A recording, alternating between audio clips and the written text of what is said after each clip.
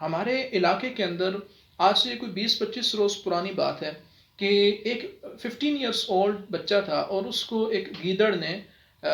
صبح کے وقت، مطلب 9-10 بجے کے وقت اس طرح وہ جا رہا تھا، تو اس کو گیدڑ نے اس پہ حملہ کیا اور اس کے آنکھ کے اوپر اس نے کاٹ لیا، جس سے اس بچے کو بر وقت ہاسپٹل لے کے گئے اور اس کو ٹانکے وغیرہ لگے 3 سے 4، اور اس کی آنکھ وہ سب خوش تھے کہ بچ گئی، محفوظ ہو گئی۔ اور پھر اس کو ایک پیر صاحب کے پاس آستانے پہ لے کے جایا گیا، اور انہوں نے دم وغیرہ کیا اور کچھ پابندیاں بتائی کہ یہ چیزیں ہیں، ان ساری چیزوں کو فالو کرنا ہے، کچھ انسٹرکشنز وغیرہ دی انہوں نے، جو بھی تھی بہرحال وہ۔ تو اب بچہ گھر آ گیا، وہاں پہ میرا بھی جانا ہوا، والدین سے تیمارداری وغیرہ کا سلسلہ، بچے کے مطلب والدین سے تیمارداری میں نے کی، تو بچہ ٹھیک ٹھاک مجھے محسوس ہو رہا تھا، یعنی اس واقعے کے بعد، اور والدین بچے کو کوس رہے تھے کہ یہ کام پہ نہیں جاتا، یہ یوں نہیں کرتا، یہ یوں نہیں کرتا، تو مطلب اس کے سامنے اس کو بڑا ہی برا بلا کہہ رہے تھے۔ تو بہرحال انہوں نے بتایا کہ پیر صاحب نے یہ انسٹرکشنز دی ہیں، تو ہم کوشش کر کے ان کو فالو کریں گے۔ تو بہرحال بات آئی گئی ہوگی، ختم ہو گئی، پورے گاؤں میں جو ایک بات چلی تھی وہ ختم ہو گئی۔ تقریباً 15 سے 20 دن گزرے، تو پھر اچانک ایک خبر ملی کہ جس نے میرے ہوش یقین مانیے اڑا کے رکھ دیے، اور سمجھ لیں گے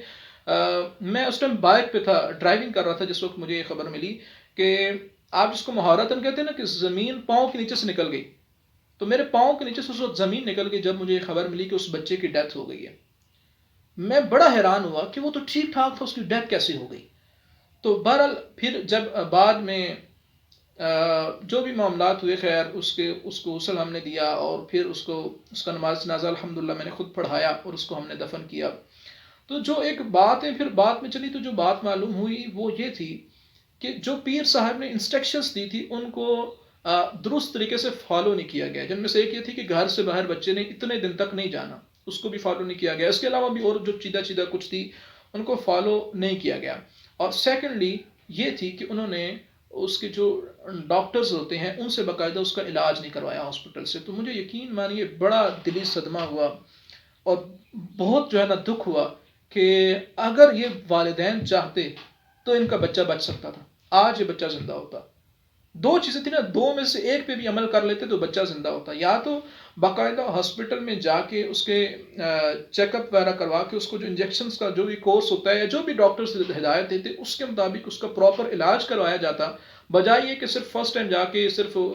ٹانکے لگوا کے تو واپس آ گئے، سیکنڈ نہیں گئے۔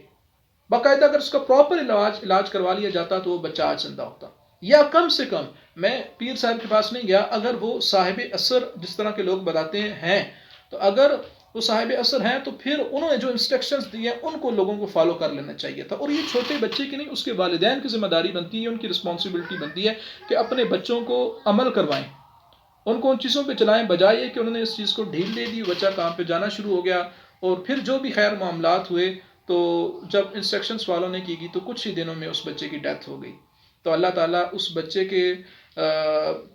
والدین کو صبر عطا فرمائے، اس بچے کو جنت الفردوس میں اعلیٰ مقام عطا فرمائے۔ اس ویڈیو سے جو پیغام دینا چاہ رہا تھا وہ صرف اور صرف یہ تھا